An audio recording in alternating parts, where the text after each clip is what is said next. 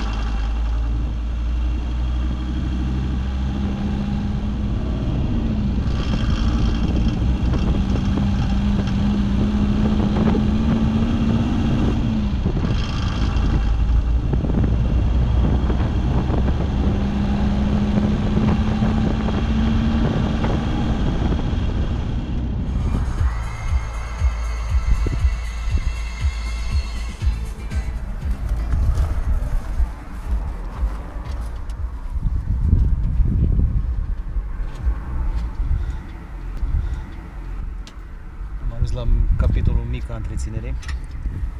Nimic grav. Vasul de la ștergător, de la vibrație, a pierdut vreo 2 șuruburi și era să cadă. Firul de la claxon. Chestii minore. Neobișnuit pentru Aro, dar suntem mulțumiți cu această cantitate de probleme.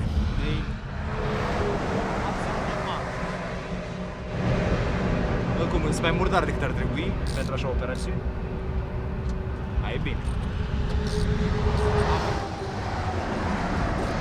Am trecut de Rondonopolis. Pare un oraș mărișor, dar dedicat agriculturii. Totul este pentru agricultură. Combine, camioane.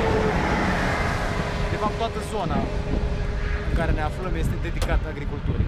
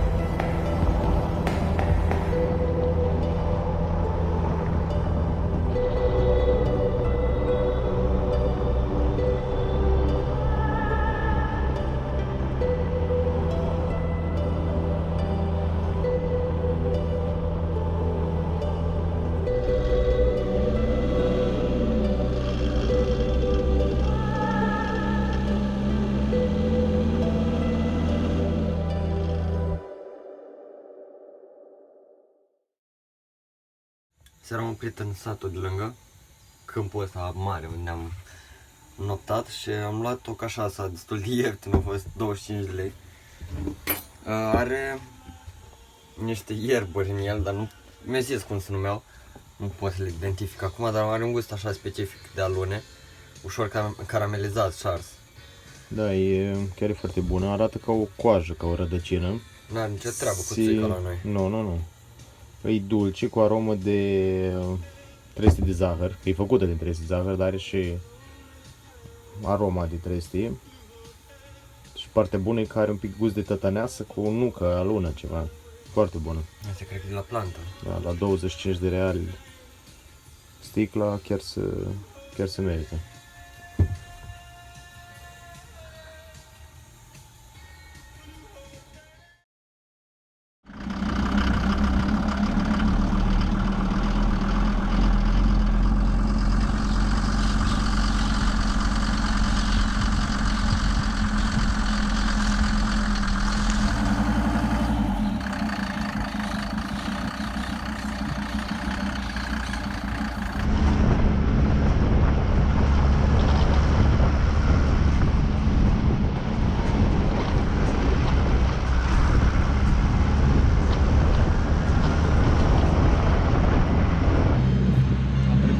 Cuiaba, ultimul mare oraș din această regiune, și ne dreptăm spre Portobello. Drumul a devenit un pic mai mic și mult mai prost, dar ne încălzește că toți oamenii ne dau un mare like, ne fac cu mâna. Se pare că Aro e foarte popular în zonă. E important că nu aruncă nimeni cu pietre și toată lumea e bucuroasă. Nu contează că e bucuroasă. De asta vezi aici, pe drumul prost. Vrei drum bun, duci în Germania.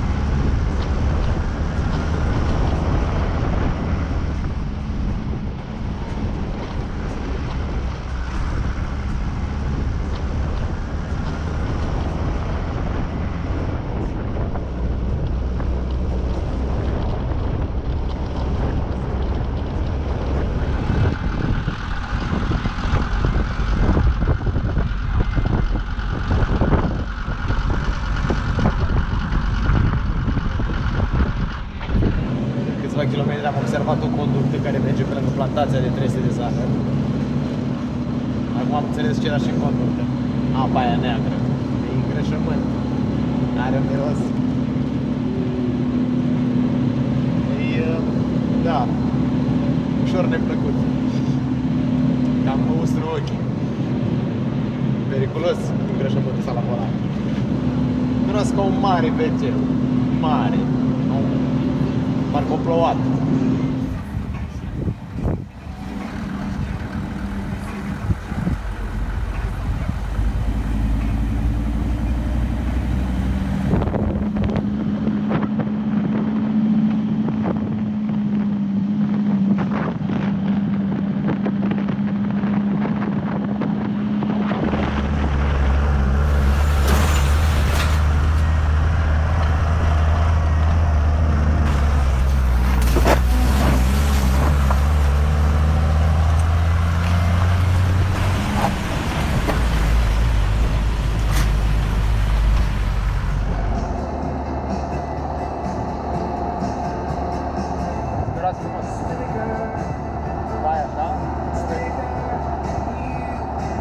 Azi un pic cam plictisitor la volan.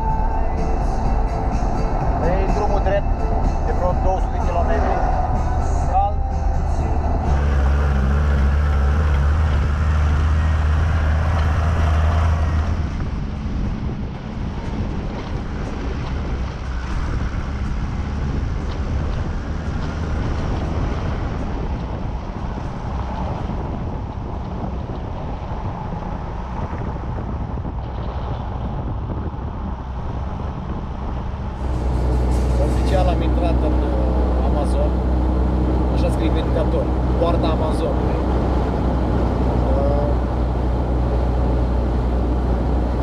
vedem care-i treaba.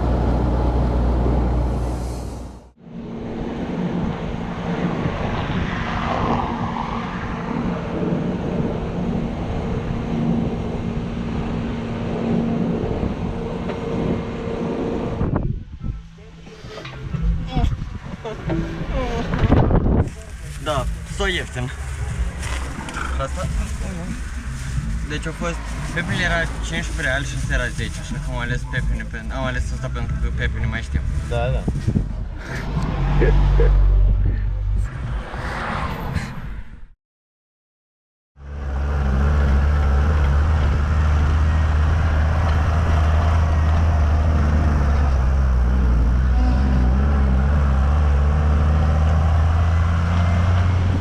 E cald, noi suntem roșii, aro merge, totul e în grafic, dar cel mai important e că aro merge.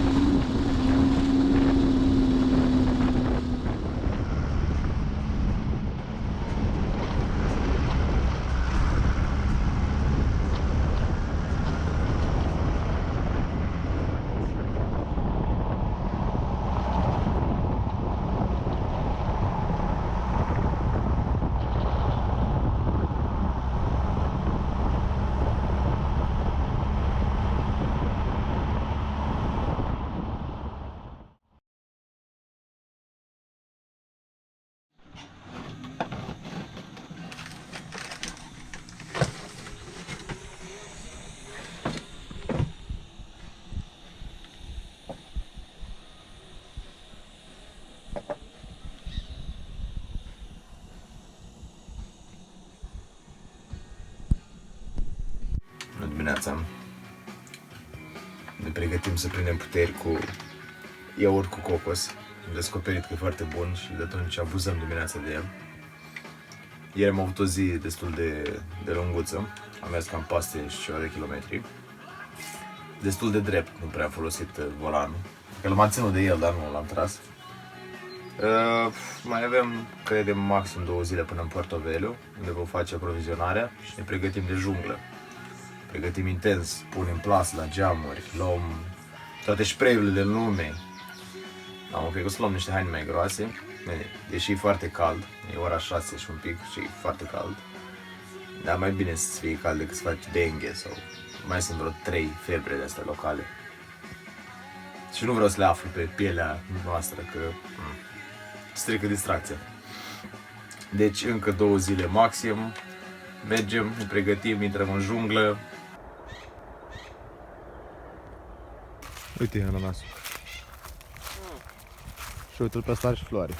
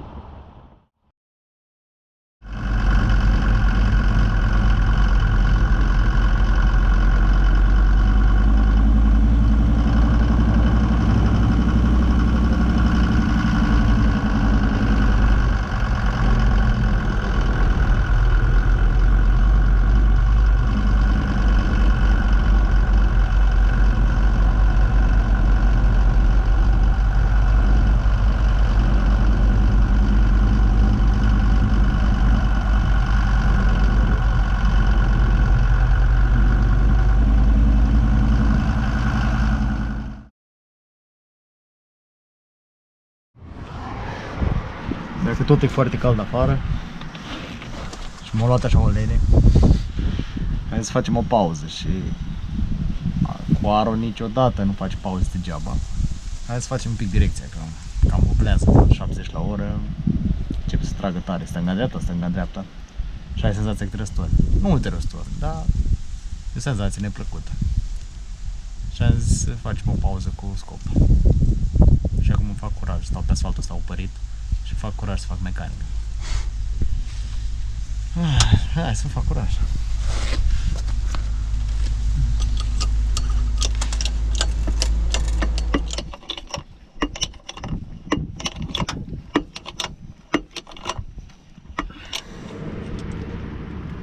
Pare că iar avem un pic de probleme cu diferențialul. Să facă niște joc. Nu prea place treaba asta.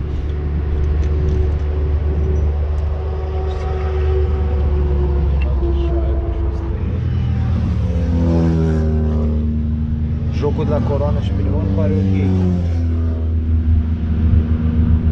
În schimb nu-mi place jocul asta care are pe verticală. Adică asta. Deocamdată că nu ce să facem decât să mai ajustăm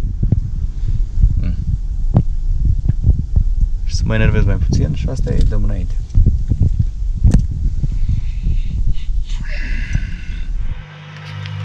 Nici sare.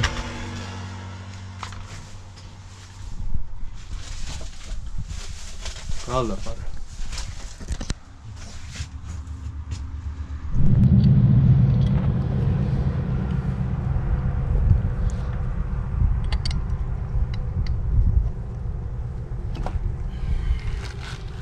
Bineînțeles, a început să-și facă joc și rulmențe de roată. Și destul de mare jocul.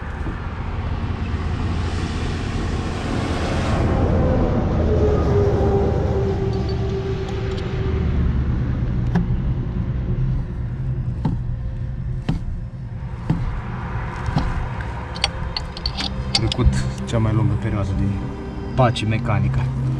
Gata, am trecut din nou la aro.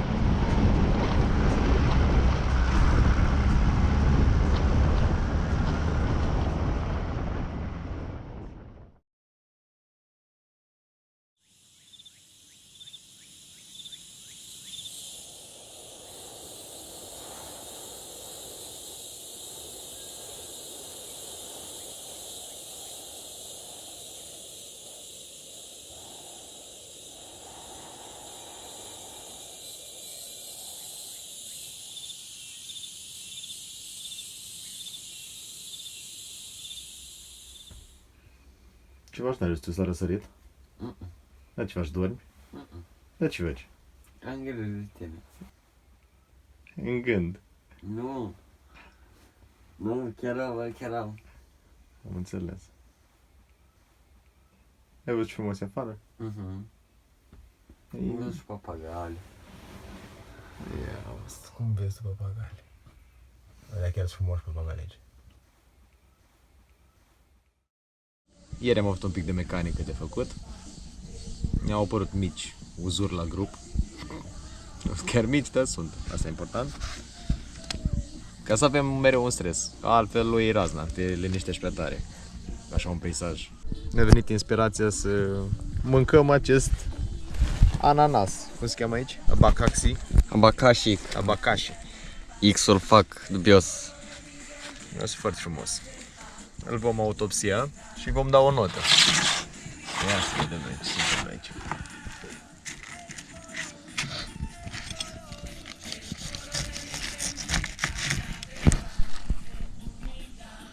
Miroase foarte bine, zici că o bomboană de aia cu aromă de ananas. Și asta, ia să vedem ce zice cu asta.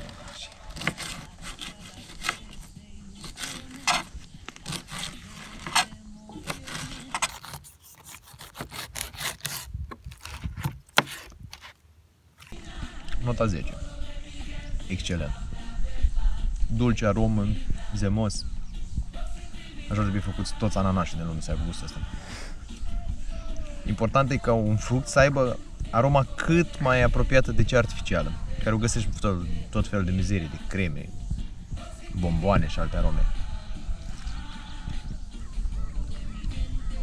Exagerat de aromat. Pare artificial la noi.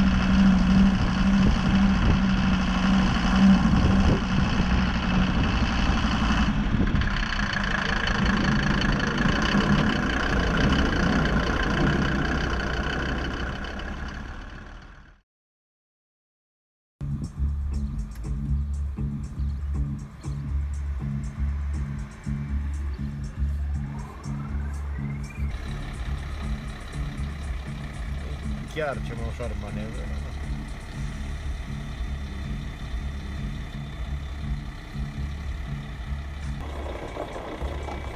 Hai cu păcălești pe la urmă.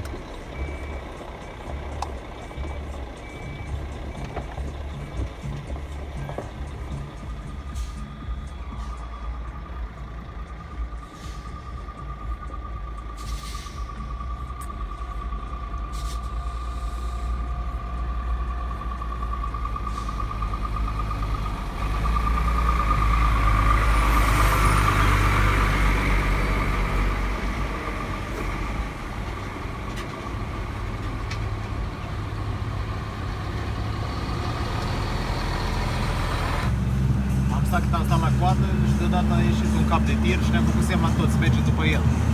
Și merge pe toți după capul de tir, pe contrasens. Cred că sparge el de contrasensul. Bine, noi cu mașinile mici, tirurile stau în continuare. Și la cum au coborât toți, probabil, au stat mult. Nu înțeleg care e procedeul. Până acum au ieșit toți cu mașinile mici de linie, dar noi am zis că na. Europeni civilizați așteptăm cu tirurile. Până a venit spărgătorul de trafic. Vedem acum și care era problema.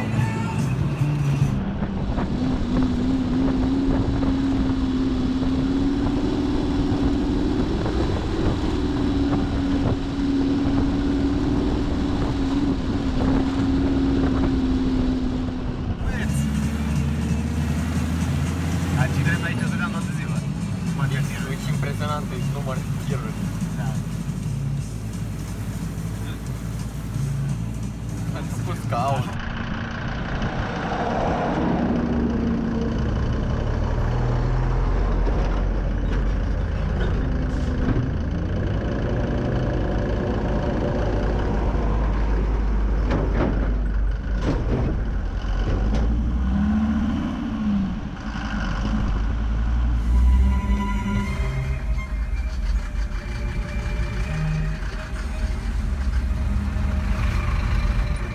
Și la plajă și-o pus pălăria.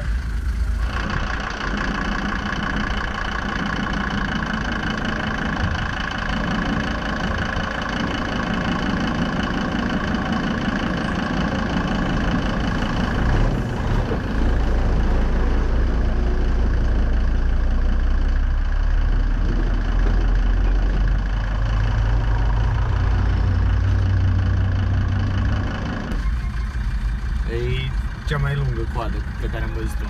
Deja mergem de vreo 5 minute încet pe lângă tiruri și acum am văzut până în capăt, cât vezi cu ochi până la orizont în tiruri, e ceva coadă de 20 de km, 15-20 km.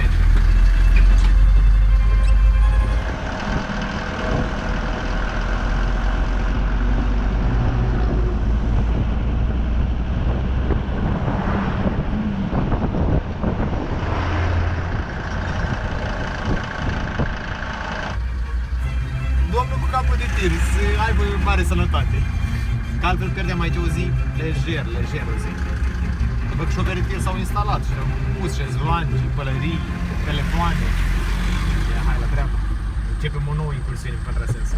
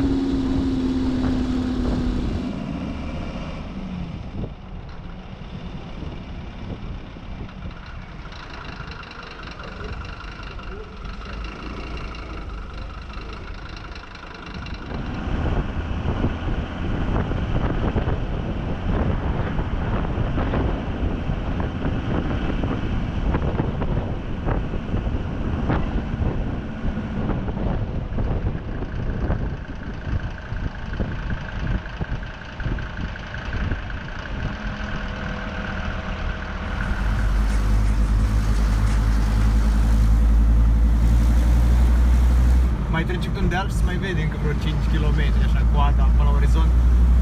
Mai mergem 5 km, iar apar 5 km de coadă, trebuie să ne ținem de capul de tir, altfel aici rămânem.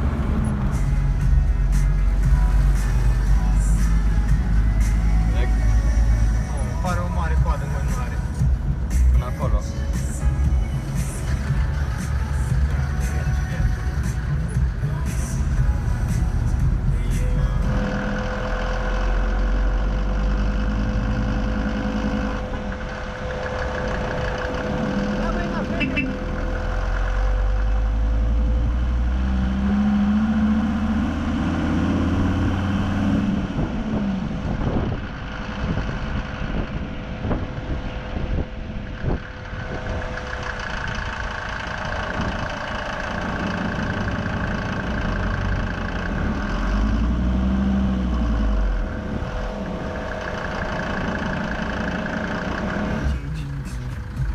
Ce-i în față? S-a adaptat lumea. Băi, chit geamul. Prim.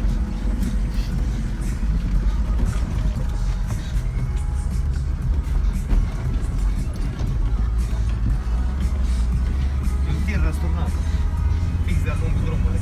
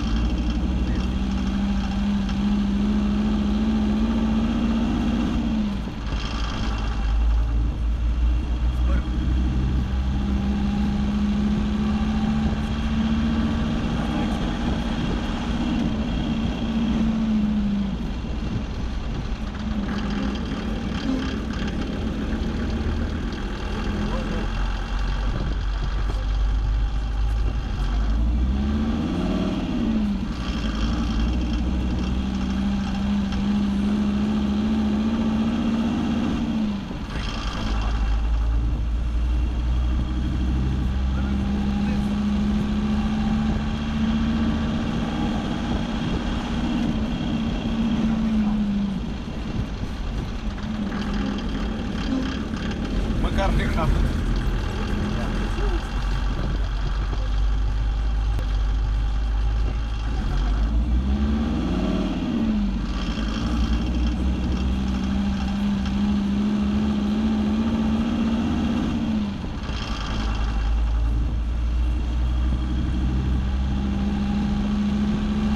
Am reușit după 20 de minute de mers să partim coloana și pe pământ. Am reușit, am trecut, era un accident. Un tir s-a răsturnat, s-a pus perpendicular pe drum și la revedere. Și la ce trafic e aici, toată ziua va fi blocat drumul. Noroc de capul de tir care ne-a scos din coloană. Și-a dat seama că nu are rost să stăm aici.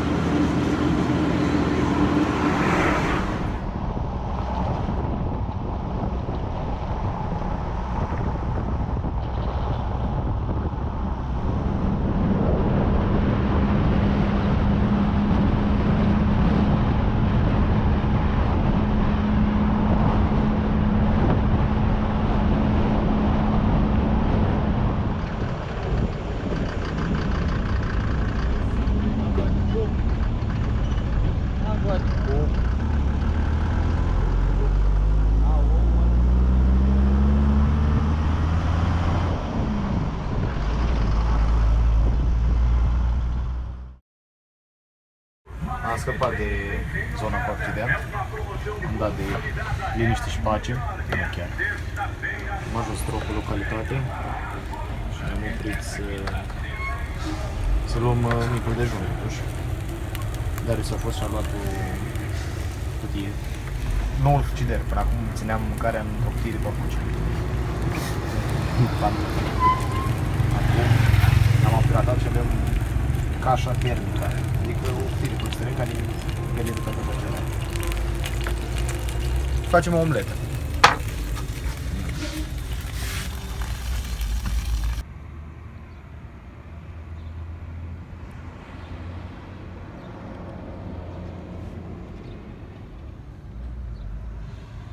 drăguț.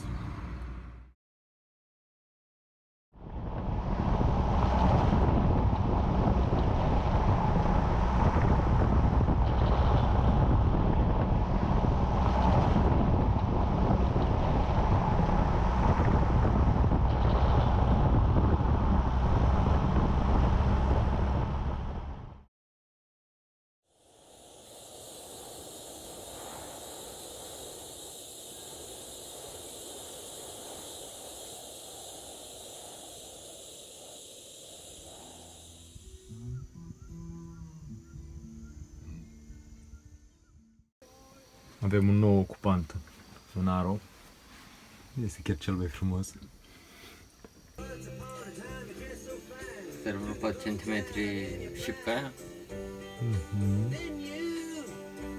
Nu zice nimic, doar se uită.